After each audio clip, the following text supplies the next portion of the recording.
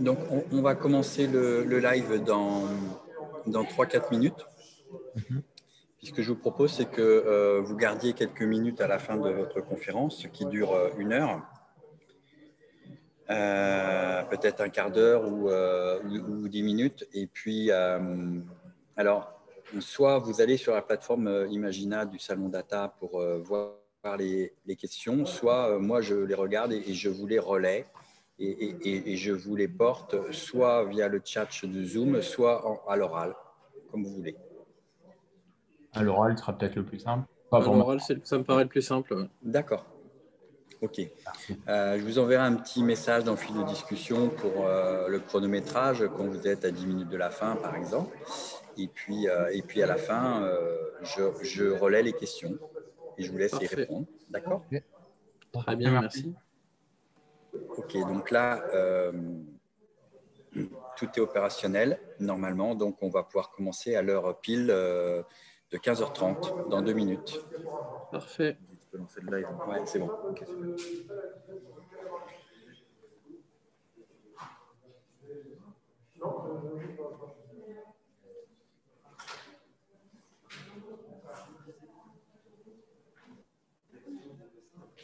On va pareil dans le lien vous avez dans le YouTube en bas, vous avez les sons, la vidéo derrière.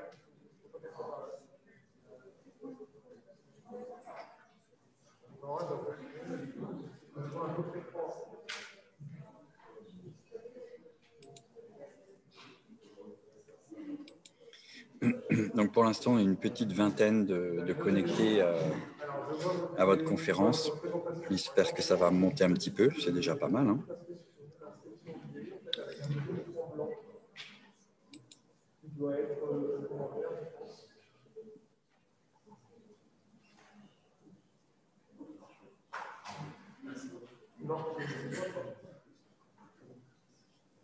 C'est ça jamais plus ou mais bon, après, c'est pas grave si vous donnez la présentation sinon. Alors, on est. Ouais.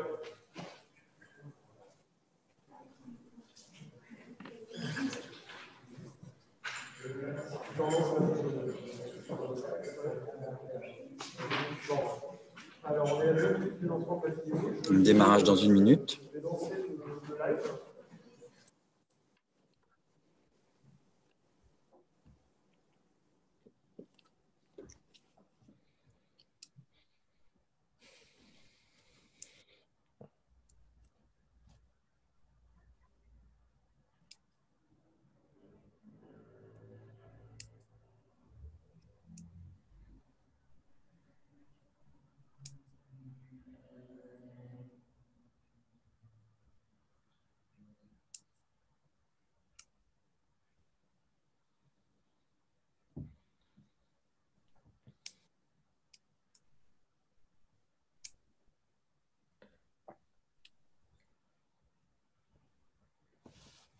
En fait, il y a la diapo après qu'on voit.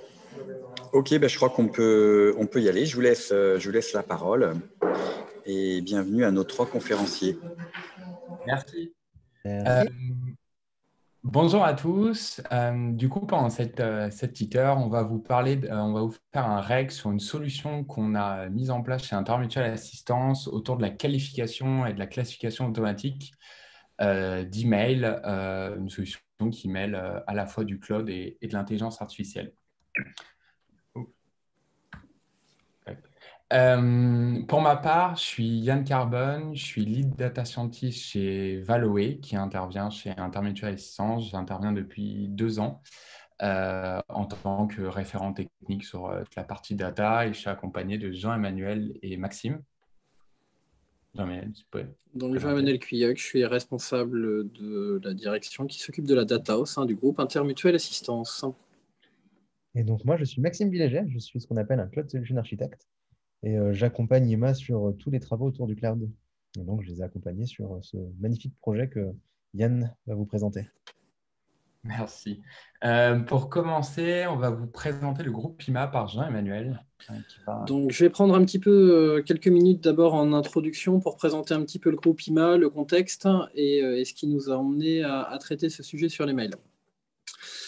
Donc le groupe IMA, Intermutuelle Assistance, c'est avant tout un groupe d'assistance qui vient en complément des activités d'assurance de l'ensemble des actionnaires du groupe IMA, donc des actionnaires à la fois français, à la fois européens et pan-européens jusqu'au Maroc. Donc l'objectif d'IMA est bien de massifier une activité d'assistance pour le compte de son actionnaire en marque blanche. Donc, on n'intervient quasiment jamais sous la marque IMA, mais systématiquement sous la marque et en nom de l'assureur, de l'actionnaire ou de la mutuelle santé pour laquelle on peut œuvrer. Voilà. Et donc, c'est une présence monde entier, puisqu'IMA est présent à travers 8 pays, 13 entités, mais une intervention unique pour le compte de l'actionnaire sur l'ensemble de la planète. Voilà pour l'actionnariat. Quelques éléments clés qui nous emmèneront justement vers les mails. Il faut savoir que l'assistance, c'est une personne assistée toutes les 10 secondes en 2019. Voilà, donc ça fait à peu près 45 millions de personnes dans le monde qui bénéficient des services d'IMA sur une année et avec un peu plus de 3 millions de dossiers traités par an. Dossiers essentiellement traités par le canal téléphonique à l'ouverture ou de plus en plus par des canaux digitaux. Voilà, et un réseau très important avec lequel on échange très régulièrement de 55 000 prestataires dans le monde, et on reviendra sur le slide suivant sur justement les typologies d'assistance sur lesquelles on peut intervenir. Voilà. Sur justement nos savoir-faire et où est-ce qu'on intervient au sein du groupe IMA, 4 grands domaines d'intervention qui nécessitent des échanges permanents avec à la fois les bénéficiaires et à la fois nos prestataires d'assistance, l'automobile et le déplacement. Le cas standard de la panne sur le bord de la route qui nécessite l'intervention d'une dépanneuse, d'un remorqueur, l'envoi sur un garage, un véhicule de location, un taxi, un retour à domicile. Voilà, donc vraiment de la prestation d'assistance automobile assez traditionnelle qui va nécessiter un certain nombre d'échanges que tout un chacun peut avoir entre son assisteur, son assureur et les éléments de dépannage de son véhicule. Deuxième secteur d'activité, l'habitat, sur lequel on peut intervenir soit sur de l'urgence, soit hors urgence. Donc là, cette fois-ci, on est sur le cas de la clé cassée dans la serrure, la clé oubliée, on fait intervenir un serrurier. Donc là, on est dans une logique d'urgence. Ça se traite après avec l'assureur, ou alors on est sur des logiques non urgentes sur lesquelles on fait mettre une bâche, par exemple, sur un toit en attendant un réparateur, un couvreur qui va venir pour intervenir. Donc là, vous imaginez assez facilement le nombre d'échanges qu'il peut y avoir entre le bénéficiaire et l'assureur. Troisième grand secteur d'activité d'IMA, l'assistance aux personnes. Donc là, on intervient essentiellement sur tout ce qui va être préparation de l'entrée en hospitalisation et de la sortie d'hôpital, la préparation du retour à domicile. IMA va mettre en œuvre des services pour tout ce qui va être accompagnement à la vie quotidienne et à la vie courante.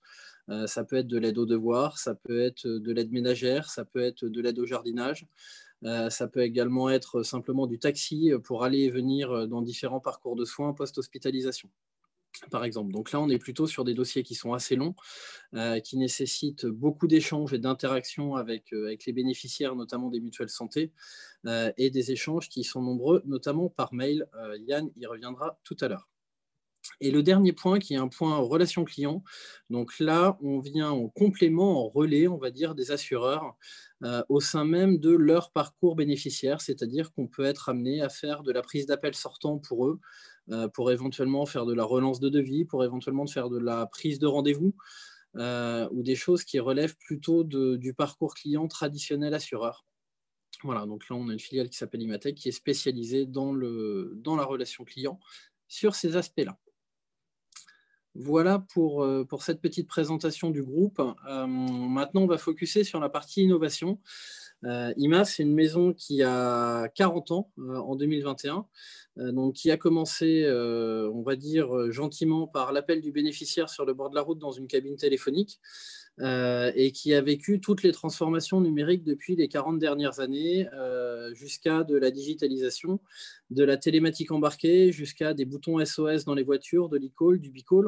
Et donc, on se retrouve avec des flux de données, des flux télématiques de plus en plus importants. Ça fait quelques années maintenant qu'IMA a pris conscience que le nombre d'interactions et le nombre de données à sa disposition à la fois sur les parcours effectués par les bénéficiaires, à la fois sur les données collectées lors de l'assurance ou de l'assistance, étaient des éléments importants. Et on a donc focusé depuis 2-3 ans maintenant sur 4 axes principaux. Et le REX d'aujourd'hui sera sur un de ces 4 axes. Les 4 axes principaux, l'interaction d'IMA entre l'actionnaire, le partenaire, les réseaux et le bénéficiaire. Mieux on connaît la personne qu'on assiste, mieux l'assureur pourra conseiller et rebondir sur cette personne, et mieux le réseau pourra intervenir et effectuer les bons éléments d'assistance. Premier point. Deuxième point, IMA est un groupe en plein développement depuis 40 ans maintenant. Il y a des nouveaux modèles d'affaires, notamment des modèles d'affaires digitaux sur de la plateforme de services, sur des services additionnels qui se développent de plus en plus. Et on voit très bien que les données collectées, ou du moins la façon de les interpréter et de rebondir sur ces données sont des éléments qui peuvent être essentiels dans les nouveaux modèles d'affaires. Et je vais passer le troisième et je vais passer directement au quatrième. Un élément essentiel, c'est les enjeux réglementaires et de data privacy. IMA a une éthique réelle, les actionnaires d'IMA ont une éthique sur laquelle on ne monétise pas les données des bénéficiaires ni des clients du groupe IMA. C'est calé entre les actionnaires et le groupe IMA. Donc c'est à la fois le respect du RGPD, mais qui là est une obligation, mais surtout des vraies valeurs éthiques sur la data privacy des données des bénéficiaires du groupe IMA. Et puis le quatrième point, c'est de l'amélioration de processus opérationnels. Donc là, on se rend compte qu'à la fois les technologies modernes et les éléments de données à disposition au sein du groupe nous permettent de faire de l'amélioration continue de processus. Et typiquement, le cas des mails est en plein dans ce sujet d'amélioration des processus opérationnels. Donc, je vais laisser la parole à Yann, qui maintenant va vous présenter la suite sur les mails. Merci Jean-Emmanuel. Donc pour le sujet du jour, un peu de contexte. Donc, ce dont on va parler aujourd'hui, c'est principalement d'une boîte aux lettres assureur qui, chez IMA, qui reçoit des mails de différentes sources. Donc IMA fait, comme l'a expliqué Jean-Emmanuel, de l'assistance en marque blanche et du coup est en contact naturellement avec plein de types d'acteurs. Principalement des prestataires de services, donc de manière très diverse. Ça peut aller du dépanneur, du taxi, des plombiers, des services de ménage. Aussi en direct avec les bénéficiaires, donc en fait les personnes qui se font assister, et aussi un peu moins, mais aussi directement avec nos clients mutuels qui communiquent via nous à cette boîte aux lettres. Donc cette boîte aux lettres, en fait, c'est le point central chez IMA de réception de tous ces mails. On parle environ de 500 000 mails par an et avec une augmentation forte. Alors, une augmentation déjà de par le nombre de dossiers d'assistance qui n'arrête pas de croître tous les ans chez IMA depuis pas mal d'années. Et même sur le rapport nombre de mails par dossier, il y en a de plus en plus parce que, comme l'explique Jean-Emmanuel, IMA se diversifie beaucoup, va chercher plein de nouveaux clients, de nouveaux marchés. Et donc voilà, donc c'est du nouveau business, plus d'activités qui demandent aussi des besoins un peu plus spécifiques et nouveaux. Voilà, et cette boîte mail est actuellement traitée par une équipe équivalente de 10-12 ETP, sachant que ça monte un petit peu plus en ce qu'on appelle la saison, qui est l'été, en fait, les mois de juillet, août principalement, où il y a une forte augmentation du business et de dossiers d'assistance. Les objectifs sur ces mails, donc ce que fait actuellement à la fois cette équipe et ce qu'on a voulu mettre en œuvre, ils sont multiples. Donc, les mails, en fait, l'objectif est assez simple. Ils doivent être envoyés vers le bon service. Donc, les services chez IMA sont assez divers. Donc, c'est à la fois le service de plateaux d'assistance qui sont répartis par segment d'activité, donc souvent par client, en fait, pour traiter au mieux, par exemple, les dossiers de la Massif. On va avoir un plateau spécialisé dossier de la Massif pour la mobilité, donc pour tout ce qui est voiture. On va avoir un service pour le médical. Voilà, on a plein de services comme ça de plateaux d'assistance ou alors des plateaux qui sont spécialisés dans certains types de tâches spécifiques. On va par exemple parler du service linguistique qui s'occupe de traduire les mails qui ne sont pas en français pour qu'ils puissent être traités par nos chargés d'assistance, du chargé justificatif, par exemple, qui est un domaine un peu particulier chez IMA pour le remboursement de nos bénéficiaires. Une autre chose à qualifier, donc ça a été aussi le degré d'urgence. Vous en doutez, chez IMA, en fait, un peu comme Jean-Emmanuel le dit, il y a différents types d'activités. Donc, il y a vraiment de l'activité très urgente, typiquement le bord de la route avec la voiture dans le fossé ou pas dans le fossé, mais du coup, la personne qu'il faut aller remorquer ou dépanner. Et des choses plus, entre guillemets, asynchrones avec des dossiers qui peuvent prendre plusieurs mois, donc par exemple dans le médical, et qui sont un peu sur la durée. Donc, il y a des degrés d'urgence diverses. Si aussi une action doit être effectuée, donc ça, en fait, il y a deux typologies. C'est ce qu'on doit faire. Est-ce que le mail est pour une action de notre part ou pour information par rapport au dossier d'assistance? Ça aussi, c'est très important parce que ça nous permet de prioriser sur les plateaux d'assistance, en fait, les tâches que doivent faire les chargés quand ils ne sont pas forcément au téléphone. En fait, ça nous permet de prioriser un peu tout ça. Et enfin, évidemment, pouvoir être en capacité de rattacher un mail au dossier d'assistance correspondant parce qu'on n'a pas forcément on n'a pas ce lien de manière informatique, on va dire. L'objectif donc de ce prototype, c'était de traiter 50% du volume automatiquement. L'idée, c'était pas du tout de… D'ailleurs, le product owner a choisi les 50% de volume les plus challengeants. Voilà. Et pour ça, on a sélectionné avec lui des règles métiers qui permettent d'obtenir ce volume. Donc, des règles métiers, c'est en fait des règles que l'équipe dont je parlais tout à l'heure de qualification s'occupe actuellement, donc qui changent. Donc, par exemple, si le mail il est en anglais, c'est des règles, je vous les ai un peu simplifiées pour vous les présenter. Donc, si le mail est en anglais, il faut l'envoyer au service de traduction. Si le mail il contient un justificatif de paiement, par exemple un ticket d'essence ou de paiement de péage, et que ça concerne le segment mobilité, donc tout ce qui est voiture, il faut l'envoyer au service justificatif. Il y a plein de règles métiers comme ça, aussi des règles spécifiques par rapport à nos clients. Donc, on a des demandes des fois de certaines mutuelles, assureurs ou même constructeurs spécifiques. Donc, on met en place des règles de traitement des mails automatiques, pas automatiques justement, spécifiques. Donc, voilà, c'est quelque chose qui est changeant, il y en a pas mal et qui évolue pas mal. Ça va être assez important pour la suite. Et l'objectif de ce POC était à la fois sur la faisabilité. Donc, comme j'ai expliqué, les 50% de volume, ce n'était vraiment pas le plus simple. Le but, c'était de prendre ce qui était le plus compliqué pour voir si vraiment on arrivait à automatiser en fait, et à avoir le niveau de compréhension qu'un humain a. Se challenger sur le coût, parce que c'est toujours la même chose, quand c'est compliqué, ça peut aussi devenir très vite cher. Et aussi quelque chose par rapport au programme data, donc, qui a contractualisé avec Azure il y a un peu plus d'1 an. De se challenger sur une première solution 100% cloud. Et pour cela, je vais laisser la parole à Maxime qui va vous parler un peu de cloud avant de revenir Merci au sujet. Yann. Donc moi, rapidement, effectivement, je vais vous expliquer un peu ce que c'est que le cloud et qu'est-ce que ça apporte en fait de travailler avec un cloud provider. Donc en fait, là, ce que vous voyez à l'écran, c'est à peu près ce que vous montrent tous les cloud providers et c'est un peu le niveau de service qu'apporte le cloud.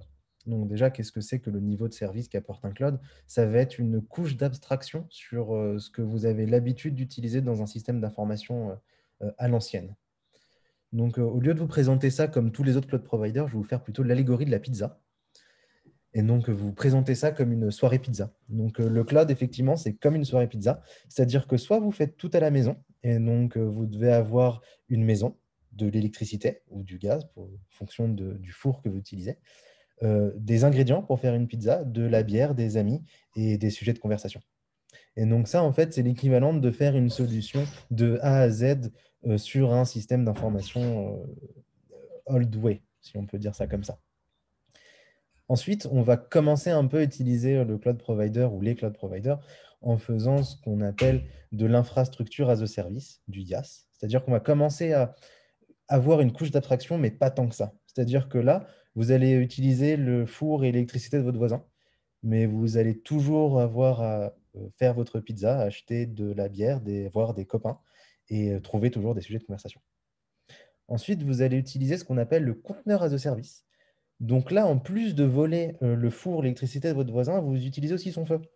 Donc là, déjà, votre pizza, elle est un petit peu moins chère, elle est un petit peu mieux, mais c'est toujours vous qui faites la pizza, qui avez de la bière, etc., etc. Donc je pense que vous commencez à voir le thème récurrent. Ensuite, il y a tous les services plateforme as a service. Donc là, on commence à avoir la vraie valeur ajoutée d'un cloud provider et du cloud. C'est-à-dire que vous allez en fait prendre une pizza emportée chez n'importe quel vendeur de pizza. C'est-à-dire que vous ne vous occupez pas de faire la pizza. Vous avez juste à vous occuper d'avoir des amis et de la bière. Et vous pouvez commencer votre soirée pizza tranquillement. Ensuite, il y a encore un peu plus loin, il y a ce qu'on appelle le function as a service. En fait, là, vous allez au resto, vous commandez absolument tout ce que vous voulez et vous amenez vos copains au resto. Et enfin, là, il y a le top du top de l'abstraction du cloud. C'est ce qu'on appelle le software as a service. Et là, en fait, tout est déjà prévu. C'est comme si vous alliez dans une soirée qui est déjà organisée. Vous arrivez et vous avez juste à apporter vos sujets de conversation et à parler à toutes les personnes qui sont déjà présentes. Le cloud, c'est ça. C'est toute une offre de services, toute une trachée d'offres de services qui vont aller se loger dans une de ces catégories. Et quand Yann parle d'une solution 100% cloud, c'est une solution qui apporte et qui prend le plus chez un cloud provider. C'est-à-dire que si Yann, tu passes à la slide suivante, ça va être le but d'utiliser le plus de services dans lesquels il y a moins de choses à faire. Et donc d'utiliser le plus de services, soit PaaS, donc aller au restaurant, soit SaaS, juste aller à une soirée avec des amis et de la pizza et de la bière qui est déjà là. Et donc, c'est ça, l'abstraction et la transformation digitale des entreprises via les cloud providers et le cloud, c'est d'aller consommer le plus de services clés en main, là où il y a juste à rapporter votre connaissance, votre data, vos données, afin que vous puissiez tirer le meilleur parti des infrastructures qui vous ont fournies. Et c'est ce qu'a fait IMA avec le sujet analyse et traitement de mail, et c'est ce que l'infrastructure et l'architecture que va vous présenter Yann juste maintenant. Exact, merci Maxime. Du coup, ça me permet de faire la transition sur un petit point architecture de la solution qu'on a mis en place. Donc, si on prend le problème à l'origine, donc IMA est sous Office 360, sous Outlook, utilise Teams. Donc, les mails arrivent dans une boîte Outlook. On a ce qu'on appelle donc la solution, une des solutions proposées par Azure qui s'appelle Azure Logic Apps qu'on utilise, qui est une solution de tout ce qui est low-code et qui permet de gérer, en fait, c'est elle, la brique principale qui va me permettre de gérer toutes les règles métiers. C'est en fait une solution qui permet de gérer des workflows métiers. C'est une solution plutôt visuelle, on montrera tout à l'heure sur la petite démo. Et en fait, elle va tout simplement se brancher au mail et effectuer un certain nombre d'actions qu'on aura définies pour chaque mail, bien évidemment, qu'on aura reçu. On fait une petite couche logique donc dans Azure Logic Apps pour faciliter l'utilisation de modules techniques. Et ces modules techniques, en fait, on a séparé le sujet en plusieurs fonctionnalités. C'est-à-dire qu'effectivement, il y a plein de règles métiers, mais en fait, de manière sous-jacente, il y a des briques, en fait, des modules, c'est un peu dans la logique de microservices maintenant qui fonctionnent bien en IT, unitaires et autonomes, qui permettent de remplir, en fait, c'est un peu comme faire des briques de Lego, qui, en fait, une fois assemblées, permettent de répondre aux règles métiers. Et en fait, du coup, ce qu'on a fait, c'est qu'on a développé différentes API. Donc, c'est une solution technologique qu'on sert dans Azure Functions, donc il y a encore une autre solution SaaS de Azure pour permettre de servir des API.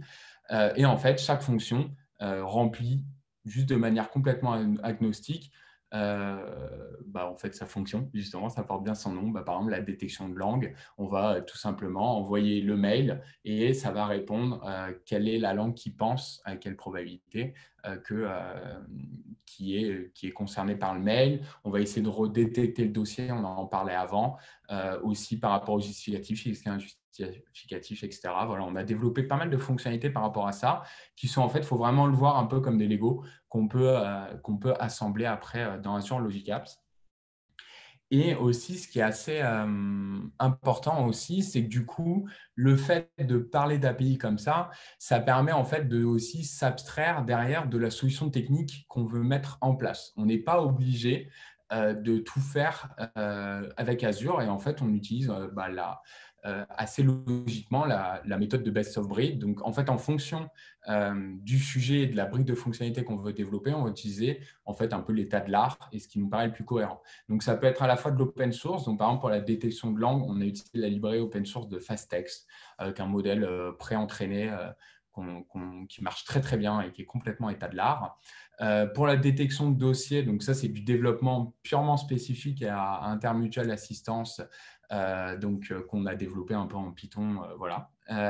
Et on a aussi, dans certains cas, utilisé des solutions SaaS et du coup Cloud. Et notamment pour la prédiction de justificatifs, on a utilisé Azure Custom Vision pour faire de la détection d'objets et notamment des tickets de paiement.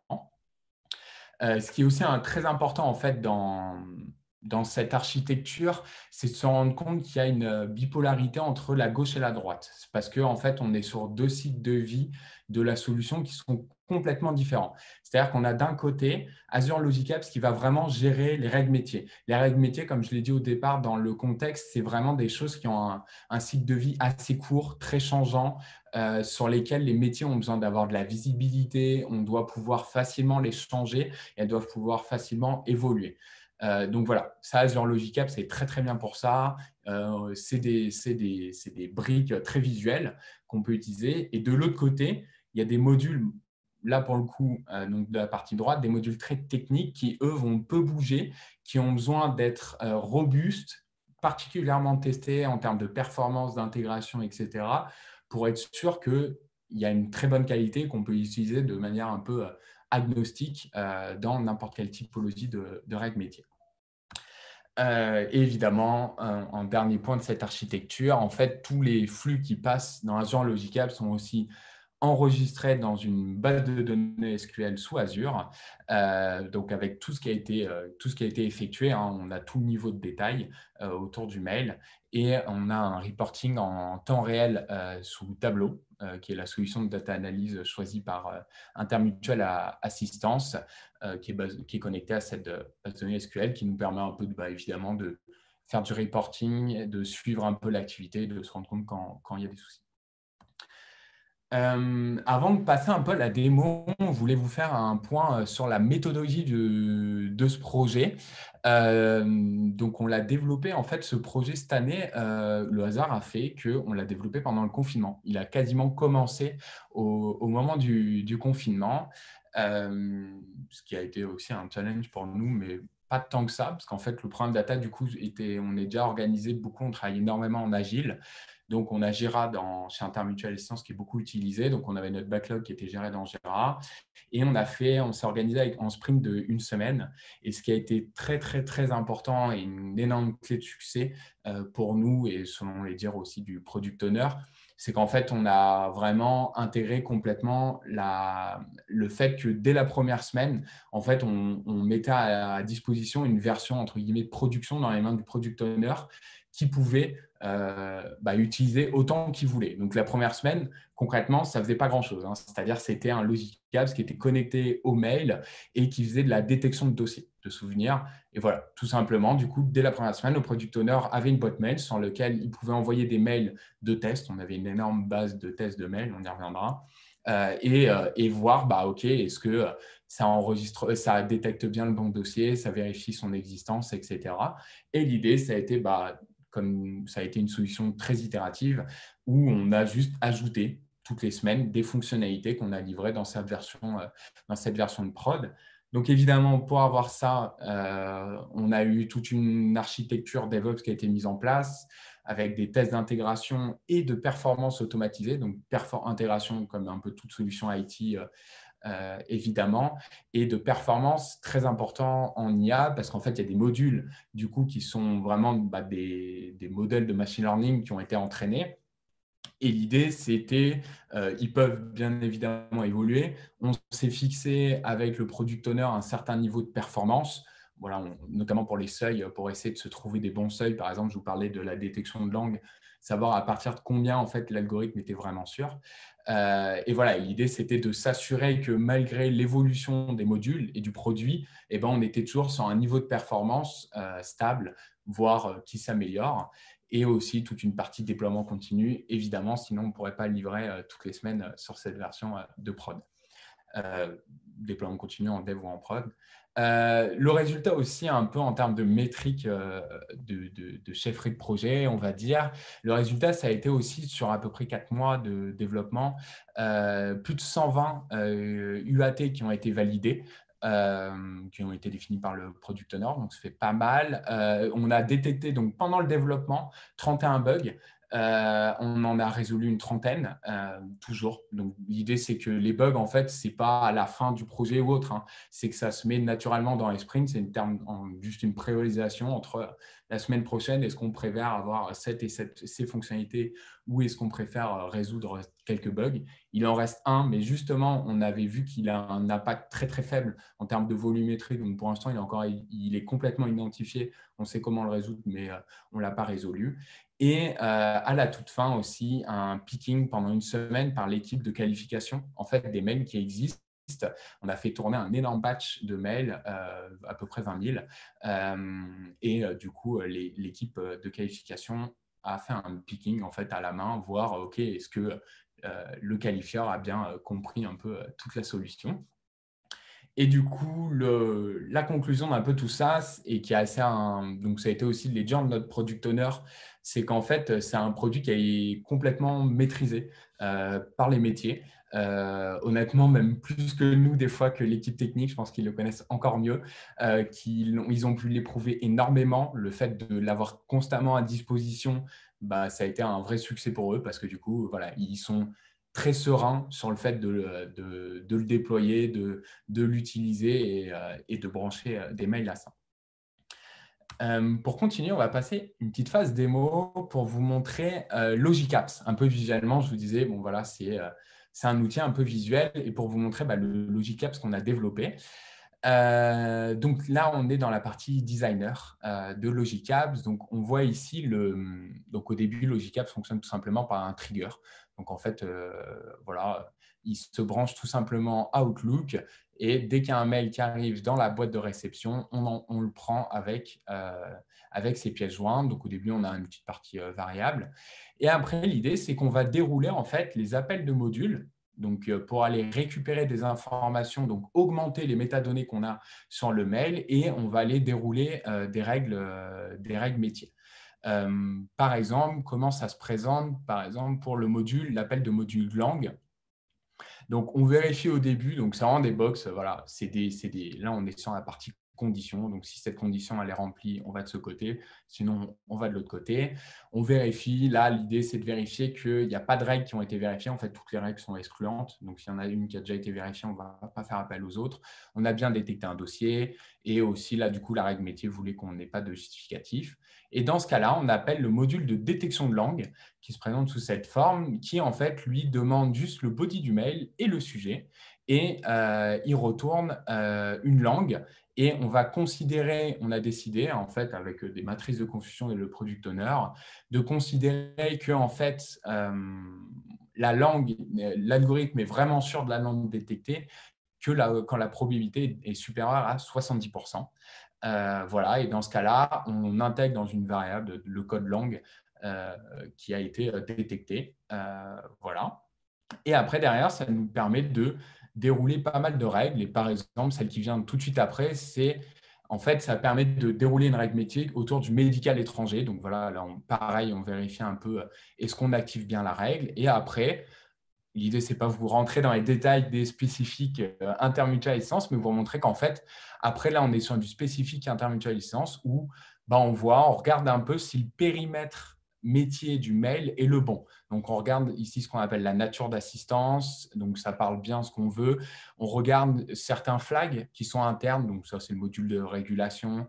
Si le pays de survenance est bien la France, s'il y a bien une fiche blessée, si le code langue est en France, etc., si ce n'est pas un justificatif. Donc, en fait, l'idée, ce n'est pas de vous montrer un peu tout ça, c'est plus de vous montrer le fait qu'en fait, c'est hyper souple et hyper facile à mettre en place des règles métiers, parce que là, du coup, on peut facilement les enlever. Et du coup, si ça, c'est vérifié, ça veut dire que la règle 3 s'active et on met aussi le niveau d'urgence qu'on veut derrière. En l'occurrence, le médical étranger est rarement et jamais en urgent. Voilà, donc on déroule un peu un enchaînement en fait. Donc c'est vraiment une cascade, une sorte d'arbre de décision de modules et de règles métiers qui sont modélisés dans Azure Logic Apps. À la fin, on enregistre en base en fait tout le résultat, donc dans la base de données SQL, le résultat de tout ce qu'on a détecté. Donc il y a à la fois le mail, ce qui les contient et tout ce qu'on a détecté, le numéro de dossier. Voilà, tout ce que les modules ont pu détecter dessus, ça permet de faire en fait des diagnostics derrière, à la fois pour suivre un peu ce qui se passe en termes de qualification, et aussi on a toute une partie, j'en ai pas parlé avant, dans Tableau sur le suivi des performances des modules d'intelligence artificielle des différents modules. Et pour vous montrer une petite dernière démo sur comment se dire, comment ça se présente. Là, je vais me mettre dans le cas où OK, je veux créer je veux faire appel à un nouveau module et mettre une nouvelle condition dessus. Comment est-ce que je fais? Donc, on clique pour créer sur une nouvelle step et on va dans la partie tout simplement Custom. Et là, on voit en fait ici tous les modules qui ont été développés, dont je vous parlais avant, qui se présentent tout simplement sous cette forme. Et si on reprend, par exemple, la détection de justificatif, on clique tout simplement dessus.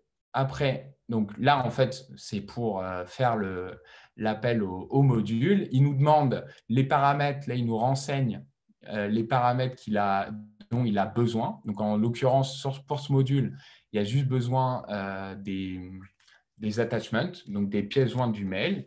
Ici, en fait, on a une petite partie visuelle qui permet en fait d'aider, en fait, où on voit un peu toutes les variables qui sont actives dans le Logic Apps. Donc, c'est tout ce qui a été appelé avant, on peut y accéder. Et notamment, par rapport au trigger, on a accès un peu à tout le contenu du mail. Et donc là, vous vous en doutez, on va tout simplement y mettre la variable attachment. Et là, c'est fait. On a un appel au module détection de justificatif, donc parce qu'on le refait une deuxième fois, sur lequel on peut accéder tout simplement derrière. Et donc, si on veut mettre tout simplement une condition sur ce nouvel appel de module qu'on a fait, donc on clique sur la partie condition, donc on a quelque chose qui apparaît qui est assez simple.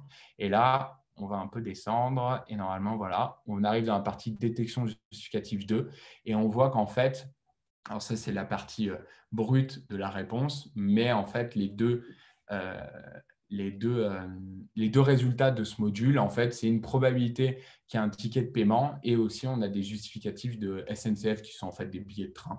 C'est un abus de langage qu'on a fait et sur lequel on peut aller travailler et tout simplement dire, OK, quand il y a un justificatif, il est sûr qu'il y a un ticket de paiement supérieur à 80%. On va tout simplement activer cette condition. Voilà, à peu près pour cette partie démo, l'idée c'était de vous montrer que c'était quelque chose de visuel et de assez souple par rapport aux règles métiers. Je vais passer à la partie bilan économique. Donc, je vous rappelle, pour la partie, c'était un gros objectif pour nous. Donc, on a fait tourner à la fin du développement 15 jours de mails, donc à peu près 20 000 mails qui ont été envoyés en 24 heures. Donc, du coup, ces 20 000 mails, ils ont eu un coût de 94 €, tout compris. Ce qui nous permet de nous projeter sur les 500 000 mails par an sur un budget annuel d'environ 2 400 € et un coût au mail de à peu près un demi-centime par mail. Ce qui est intéressant aussi pour nous et intéressant à noter, c'est que vu qu'on est dans du cloud et pas une solution éditeur, du coup, il n'y a pas d'engagement. Il y a donc à avoir de la part d'Intermutual Assistance. Il n'y a pas de coût upfront et on n'est que sur un modèle de paiement à la consommation. C'est-à-dire concrètement, la solution technique qu'on a mis en place, on ne la paye pas.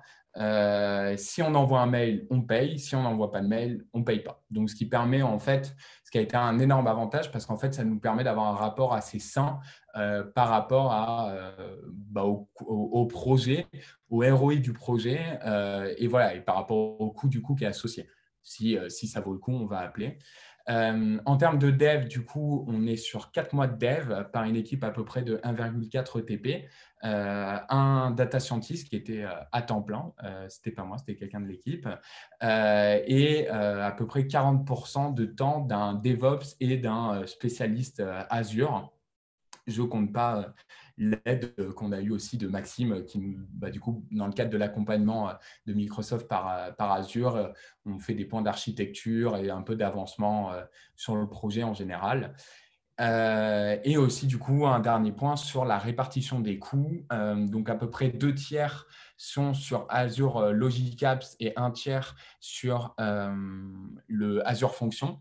Le Logic Apps, en fait, en réalité, il est beaucoup moins cher. Ce qui est inclus dedans, c'est les Cognitive Services. Le vrai coût, en fait, que vous voyez, c'est pour les modules qui utilisent Custom Vision.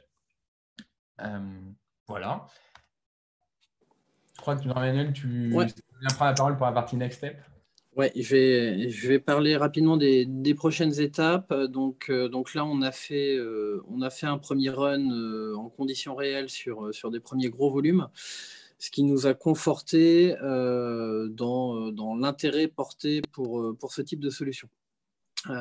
C'était une solution qui a été réalisée dans un contexte particulier, ce que disait Yann, par une équipe spécifique. Maintenant, il nous reste à poser tous ces résultats-là au sein de l'architecture et au sein du système d'information d'Intermutual Assistance. Donc là, on attaque une brique d'industrialisation et d'accostage de ces éléments-là au reste du système d'information IMA. Donc forcément, une mise à l'échelle qui prend un petit peu de temps complémentaire. Ça, c'est le premier point. Le deuxième point, c'est que là, on est bien sur une logique d'automatisation d'un processus qui aujourd'hui est réalisé par des équipes humaines. Au sein d'IMA, l'objectif d'IMA n'est pas de remplacer les collaborateurs qui traitaient les mails par une intelligence artificielle, mais bien à la fois d'être capable d'absorber l'augmentation du volume et de traiter un petit peu différemment ces flux en réorientant nos collaborateurs vers des fonctions à plus forte valeur ajoutée que le simple aiguillage de mail. Donc ça veut dire que selon les volumes et les impacts directement issus de ce traitement automatique, on a des questions justement d'organisation, de quelle équipe reste pour traiter le reliquat, qu'est-ce qu'on fait spécifiquement sur le reliquat, comment on traite les faux aiguillages qui pourraient revenir, comment on traite ce qui n'a pas été couvert dans le pourcentage restant, on y reviendra derrière. Donc ça également, c'est un sujet qui fait que l'industrialisation va démarrer chez nous sur 2021. Et il faut bien que ces 2 points-là soient parfaitement réglés avant de pouvoir déployer totalement la solution au sein du groupe, puisque l'un n'ira pas sans l'autre.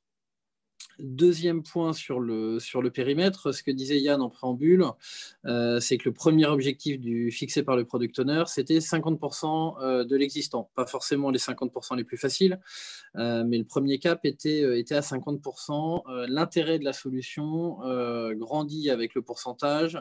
La question est de se dire, est-ce qu'on ne passerait pas à 85% en ajoutant des règles métiers, donc en ajoutant des modules complémentaires qui nous permettraient d'augmenter ce taux d'aiguillage en le maximisant à 85%. Donc ça, c'est des choses qu'on va être amené à étudier et à faire sur 2021. Et le deuxième point, c'est un petit peu le reflet de ce que vous a montré Yann dans la démo, c'est que tout le travail réalisé a été réalisé par petites briques de Lego, avec plein de modules qui s'assemblent. L'objectif de ces modules, c'est de se dire, peut-être que la détection de langue que j'ai utilisée pour la boîte mail, elle peut être utile pour les filiales étrangères qui traitent eux aussi des dossiers dans différentes langues. Peut-être que la logique d'aiguillage des réparateurs que je pourrais avoir, elle s'utiliserait en habitation. Voilà, donc là, on est vraiment dans une logique d'utilisation par d'autres filiales du groupe IMA en maximisant systématiquement le potentiel de réutilisation de chacun des modules utilisés, puisqu'on connaît à la fois ce qu'on a mis dedans, on connaît son coût, on connaît sa performance, et on sait dans quel cas il réagit bien et dans quel cas il est plus faible sur la réaction. Donc, c'est tout l'intérêt de se dire, si je le mets à l'échelle dans un autre cas d'usage, est-ce que ce module reste intéressant et peut-être déployer et compléter d'autres modules dans des cas d'usage un petit peu différents. Voilà, donc on a monté un certain nombre de briques réutilisables.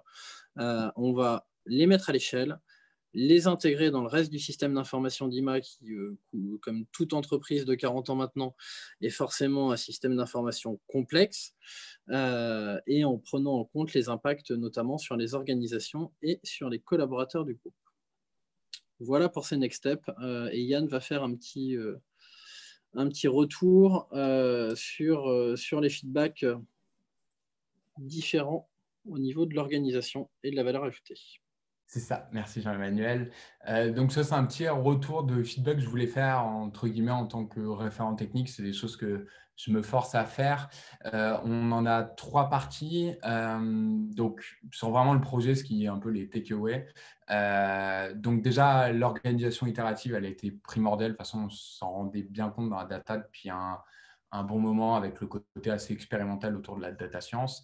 Voilà, mais du coup, primordial déjà parce que ça permet de prouver la faisabilité, parce que quand on ne connaît pas forcément la faisabilité, ça permet en fait, d'éclairer les choses. Ça a permis beaucoup aux métiers et aux product owners de gagner en maturité sur le sujet de l'intelligence artificielle. Ce n'est pas quelque chose d'anodin, hein. On parle de machine learning, d'algorithmes supervisés, de réutilisabilité de certains modèles open source, etc. Donc, c'est quelque chose que maintenant qui est complètement intégré. Et aussi, surtout, la partie maîtrise du produit, j'y reviens, mais le fait d'avoir un produit dans les mains qui peut tester, entre guillemets, autant qu'il veut, ça a été clé pour le product owner en termes de retour. Un retour sur l'impact dans l'équipe data de Azure. Donc, Azure, un retour qu'on s'est fait, c'est que ça permet évidemment d'avoir des solutions abordables. Ça a été quand même le gros point fort de ce projet. Et avec aussi un modèle à la consommation, ce qui est très intéressant.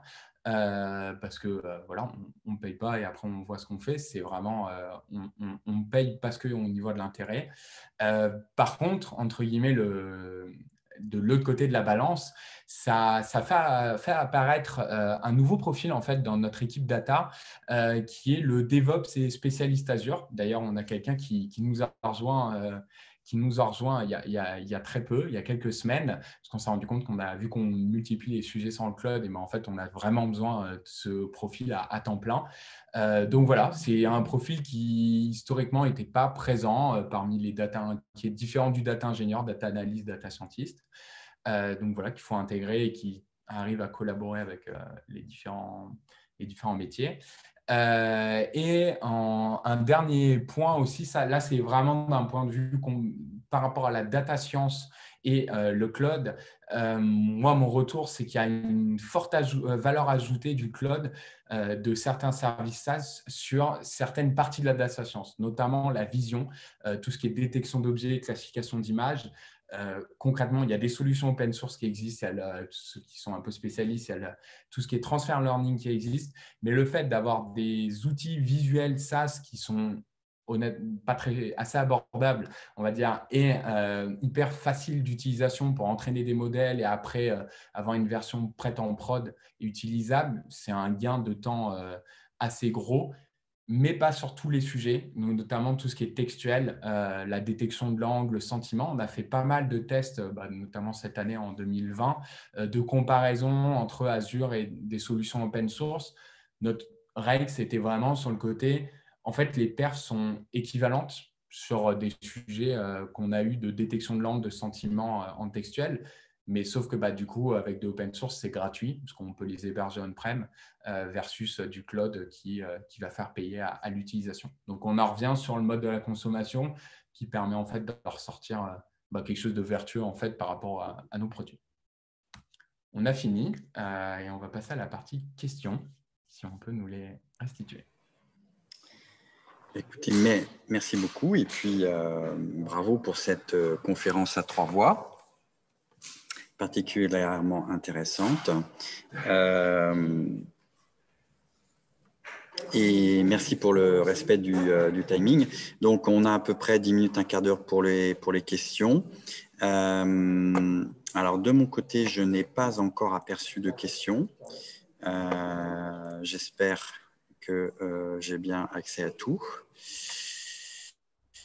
Est-ce que de votre côté, l'un des conférenciers pourrait me confirmer ça en allant sur la plateforme Imagina? mais moi, je n'ai pas de questions. Je suis un petit peu surpris.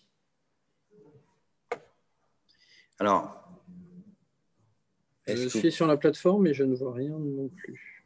Oui, vous ne voyez pas non plus. Donc, vous êtes logué sur votre conférence et puis tout en bas, vote et questions, c'est ça? Oui, c'est ça. Oui, d'accord. Alors, moi, je n'ai pas une question sur les pizzas, mais par contre, j'ai trouvé l'image particulièrement excellente et ça m'a permis de comprendre des choses que je n'avais pas comprises avant. Donc, merci beaucoup pour votre effort de pédagogie.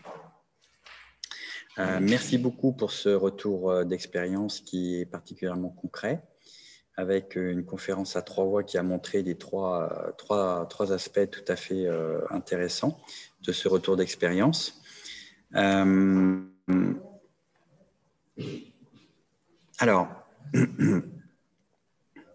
j'ai une question qui est apparue donc, à l'instant et que je vous retranscris.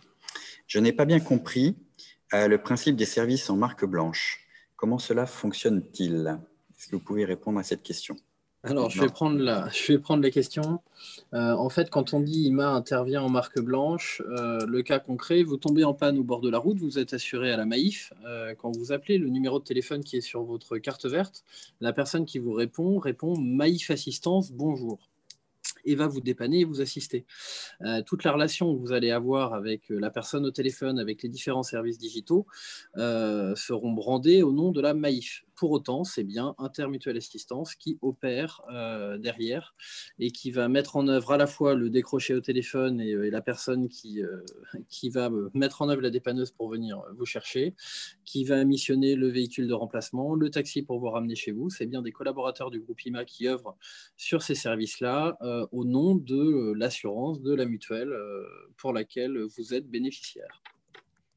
Voilà, j'espère être oui, clair. Tout à fait.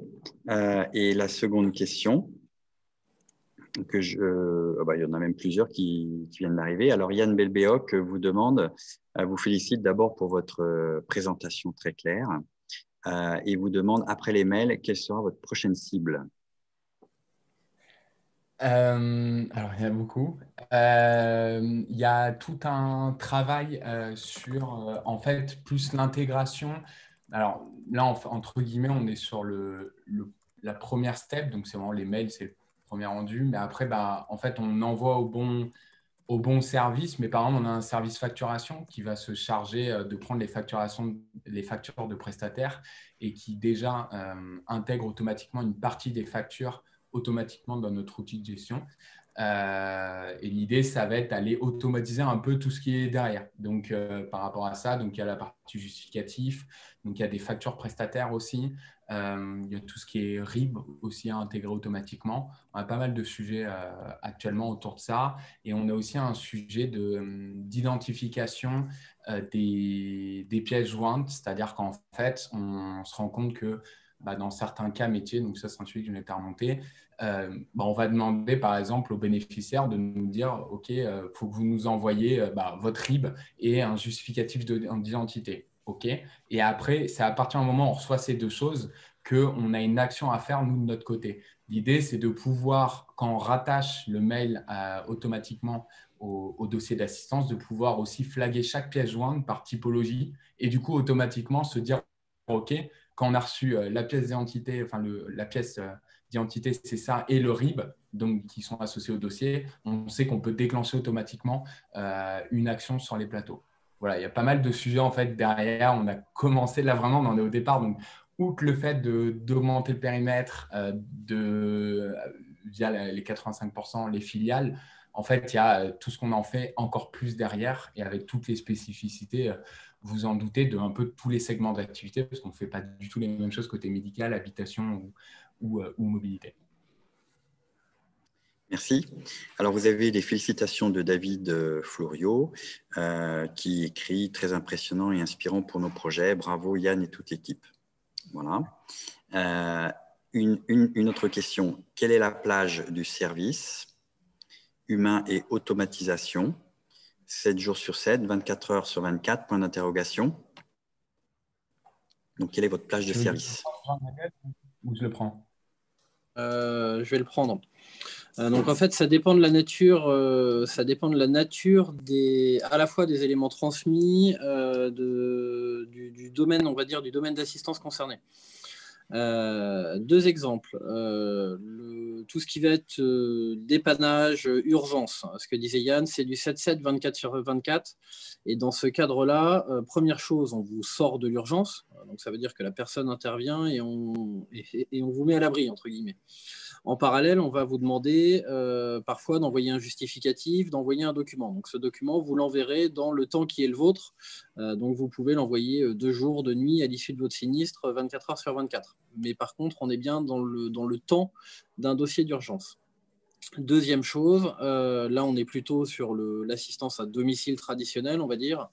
Et là, dans le cadre de l'assistance à domicile traditionnelle, entrée et sortie d'hospitalisation, on est plus proche, on va dire, d'horaire administratif. On est sur du 8h, 20h, samedi, dimanche compris, mais pas 24 sur 7 et la nuit. Et dans ces cas-là, les équipes qui traitent les mails sont plutôt sur des horaires, on va dire, administratifs étendus.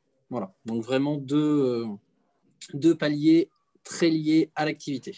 Voilà. Très bien. Une dernière question. Quels outils ont été utilisés pour le pipeline CI/CD, intégration, développement continu? Alors, on est sur la stack de développement interne à IMA. En fait, il y a une bonne équipe à l'architecture et au DevOps chez Intermutual Assistance auprès de l'IT. Donc, c'est principalement GitLab. Donc, avec les CI/CD de GitLab, on a des runners en interne. On a un Nexus pour tout ce qui est repo d'images Docker et Ansible pour la partie déploiement.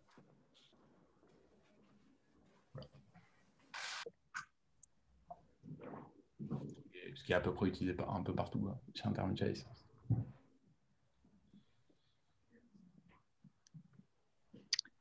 Parfait. Mais écoutez, moi, pour l'instant, je ne vois pas d'autres questions. Sachez, que vous soyez auditeur ou conférencier, que les conférences sont donc disponibles et revisualisables sur la plateforme Imagina Salon Data en différé. Donc, le replay est disponible quelques minutes après le direct. Vous pouvez reprendre donc les coordonnées également des participants si vous voulez continuer à les contacter. Pour l'instant, moi, je n'ai pas d'autres questions, donc je propose que l'on termine cette conférence avec les remerciements renouvelés de toute l'équipe du Salon Data pour la qualité de votre intervention.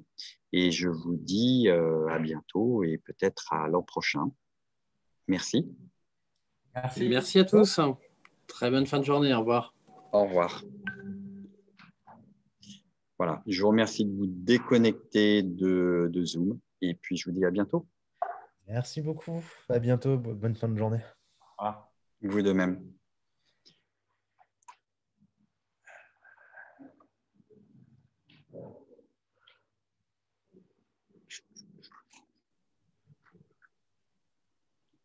Oui, désolé, je l'avais quitté un peu rapidement. Merci beaucoup. Je vous en prie. Au revoir. Au revoir.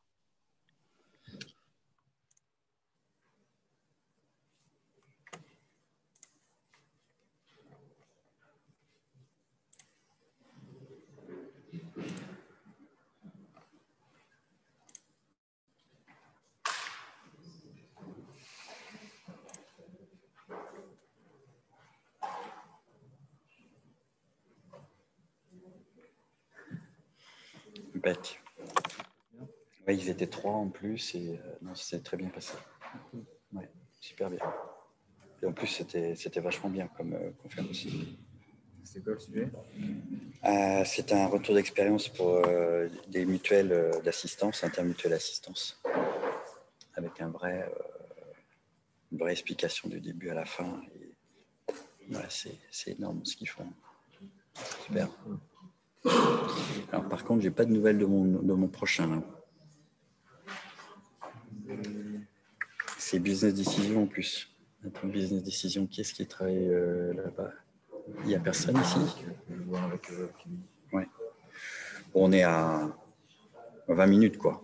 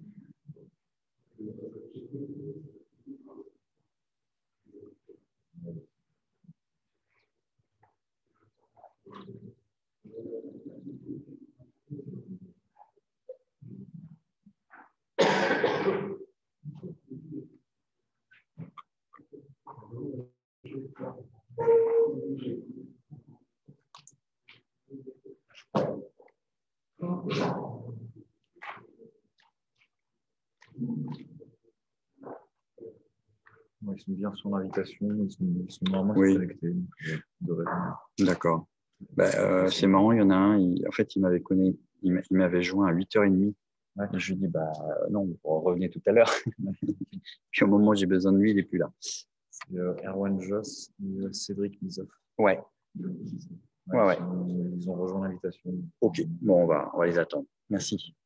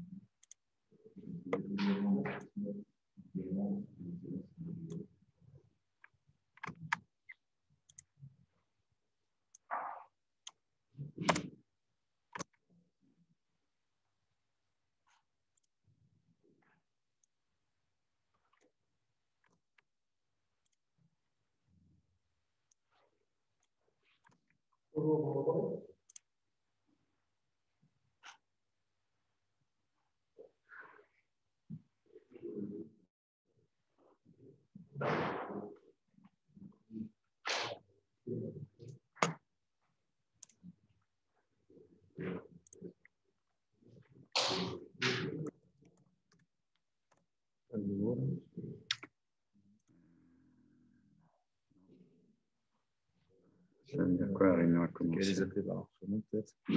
Peut-être un peu neuf.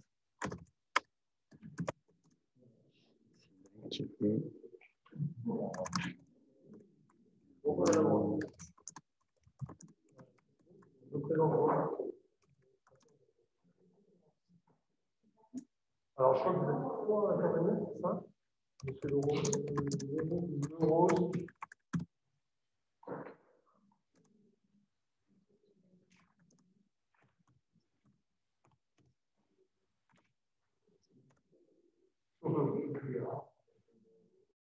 Le groupe. Alors, vous allez pouvoir basculer sur le lien Zoom, parce qu'il est ouvert. Et puis, une fois que vous aurez connecté à Zoom, on conversera sans vous. Vous aurez juste derrière. Oui, bonjour Erwan. Vous Bonjour. m'entendez? Oui, je vous entends Oui. bien. Bon. Très bien. Vous m'entendez bien aussi? Donc, je suis.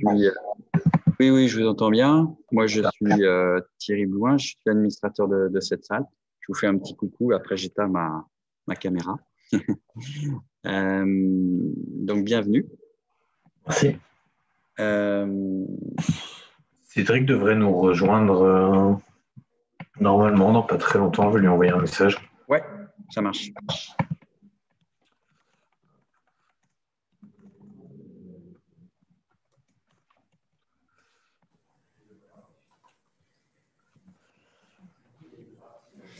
Donc, on a encore un petit peu de temps. Hein, on a un peu plus de 10 minutes.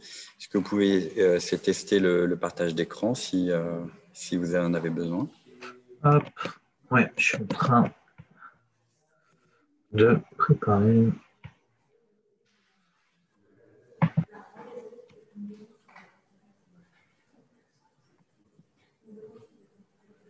Bon, vous m'entendez? Ouais, c'est bien, ouais. Bravo. Vous voyez bien? Oui, ça marche très bien. Ok, cool. Donc, moi, j'ai plus qu'une chose à faire, c'est à lancer le live que je lancerai à la dernière minute en vous prévenant juste avant.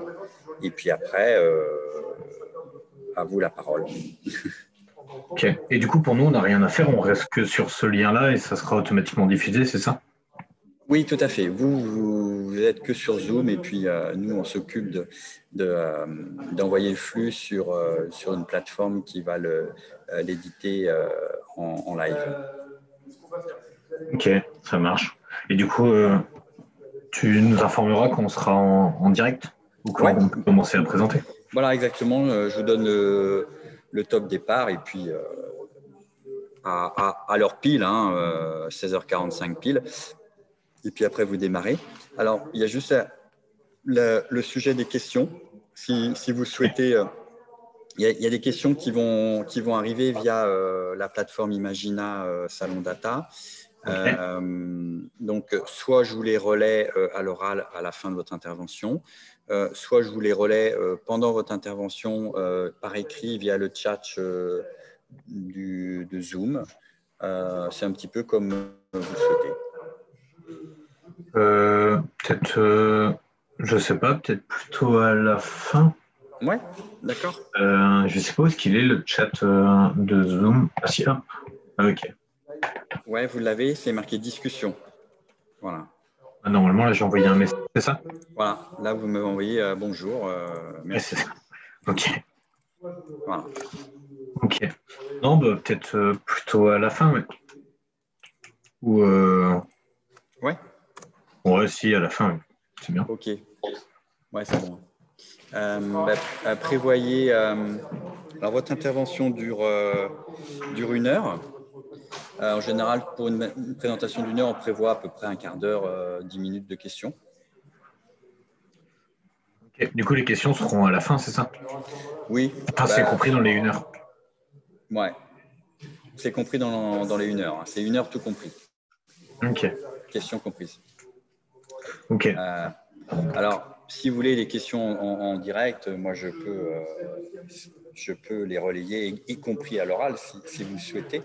Je pense que c'est un peu mieux à la fin parce que des fois, il y a des questions qui se regroupent ou voilà, ça permet de faire une présentation moins hachée et puis de gagner du temps un peu à la fin, quoi. Ouais, c'est ça, ouais, 1 heure, ça passe vite. Donc, Ouais, ça passe vite, ouais. Alors, je crois que voilà, c'est Cédric qui me dit hello. Donc, je lui demande d'aller sur le lien Zoom. Je pense qu'il est, ouais. Il est sur le lien Team, je pense. Oui. Donc, je lui indique d'aller sur le lien Zoom.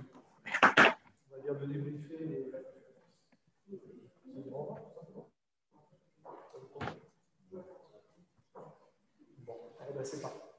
Ben, écoutez, on est à 7 minutes. Je vais discuter un petit peu là-dessus, il n'y a pas de souci. Je reviendrai au moment où je mettrai en ligne.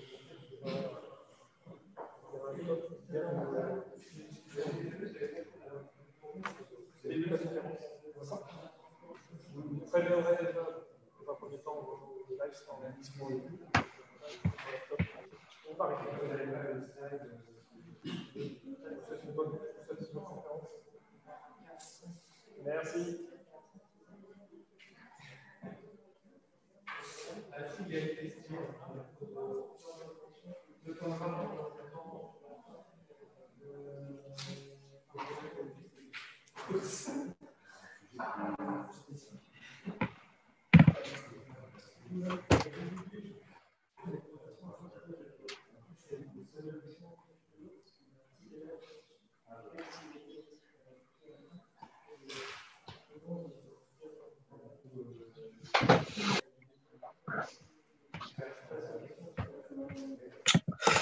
Ah, Cédric, Alors, Cédric, est-ce qu'il arrive?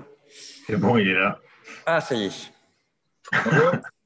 Bonjour Cédric. Sur le Teams. Ouais, j'étais sur le Teams. Voilà. Oui, oui. Alors, le Teams nous sert juste à échanger pour préparer la conférence. Après, tout se passe sur Zoom pour vous. Hein, donc, comme c'est ce que j'expliquais à Erwan. Donc, moi, je m'appelle Thierry, je suis l'administrateur de cette salle et virtuelle. Et donc, vous allez clôturer la journée avec votre conférence à 2 voix qui dure 1 heure et sur laquelle vous prévoyez à la fin à peu près un quart d'heure de questions. Ça fait une présentation à peu près de 3/4 d'heure et un quart d'heure de questions que je vous relayerai car elles apparaissent sur la plateforme des visiteurs qui, elle, s'appelle la plateforme Imagina Salon Data. En général, Voilà. les gens posent des questions ou pas? Oui, voilà. Les visiteurs posent des questions sur le chat de la plateforme visiteur et moi, je vous les relais à la fin, à l'oral. Ça, j'ai compris, mais est-ce que depuis le début de la journée, les gens posent vraiment beaucoup de questions à l'écrit ou est-ce que c'est assez facile? Oui. En fait, moi, j'ai pu constater qu'il y a une moyenne de une dizaine de messages ou entre 5 et 10 messages à chaque fois qui alternent entre les remerciements et puis les questions. Hein. Donc, pour l'instant, j'ai toujours vu au moins 3 ou 4 questions. Ok. Après, s'il n'y a vraiment pas de questions, moi, je peux amorcer un petit peu et puis j'en pose une qui est parfois une question de néophyte en fonction du sujet qui est présenté. Mais ça permet de laisser le temps aux gens d'écrire leurs questions et puis après, ça démarre. Il y a toujours 3-4 questions. Voilà. Donc, je vais vous donner le go de départ à 16h45 et ensuite, je me tais, je vous laisse la parole. Voilà. Okay. En attendant, on peut échanger si vous avez d'autres questions. Et là, alors on parle, les gens nous voient ou pas encore? Non, parce que je n'ai pas appuyé sur le bouton direct. Donc là, on est entre nous, sur Zoom, entre nous. Là. Ok, parfait, on peut plus dire des bêtises. Très bien.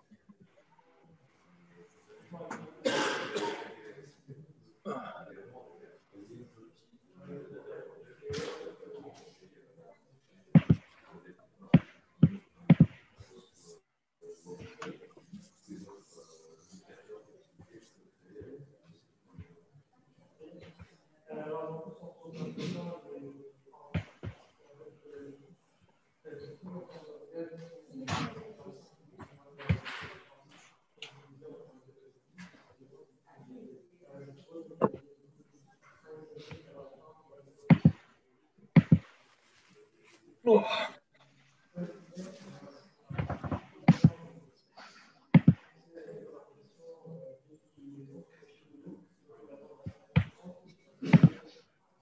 Donc vous travaillez tous les deux chez Business et Décision? Yes. D'accord. Ok. Alors moi, je travaille à l'IGN et j'étais en contact avec l'un de vos collègues, je ne me souviens plus qui. Aujourd'hui? Sur l'information géographique. Laurent? Oui, c'est Laurent Robert? Attendez. Je vais retrouver ça. À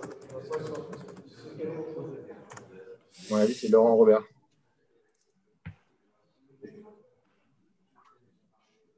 Ouais, Laurent Robert, tout à fait. Qui est un peu spécialisé dans l'information géospatiale ou pas spécialement. En général, au domaine public. Et dans le domaine public, il y a pas mal de types spatial, effectivement. Et donc, d'accord. D'accord. Très bien. Bon, peut-être qu'il va suivre votre conférence. On l'espère, sinon on le tape. On va rendre des comptes. Non, pour pas qu'il ait parlé à des clients à côté en parallèle avec des rendez-vous. Ouais. Viens nous voir. Après, j'avoue que c'était hyper calme aujourd'hui, hein, cette prise de rendez-vous. Pareil, tout le monde pas, mais. Ouais. Bah, c'est sûr que c'est la première édition virtuelle du Salon Data. Les prises de rendez-vous, tout le monde n'a pas forcément joué le jeu à fond. Après, il y aura forcément des retombées, soit avant les vacances, soit après les vacances. Et puis c'est un petit peu la difficulté, oui. Oui, c'est comme ça. C'est une première, je pense que là on est à la 5e édition du Salon de la Data. C'est la première fois que c'est 100% digital. Mais on a beaucoup appris. Je peux vous dire qu'on a beaucoup appris. J'imagine. Donc on va en tirer les enseignements et puis on va essayer de communiquer aussi derrière pour essayer d'enclencher quand même des retours d'investissement de votre côté. Par exemple, toutes les interventions, les conférences qui sont filmées en direct seront disponibles en replay, y compris au téléchargement. Ça, c'est quand même intéressant. Et puis, d'ailleurs, n'hésitez pas à envoyer après, je sais pas, aux conférenciers ou aux sponsors un sondage. On pourra vous donner des informations pour l'amélioration ou ce qui est bien, ce qui peut être amélioré. Tout à fait. J'arrive. Hein. OK. Bon, moi, je vais lancer ma petite manip.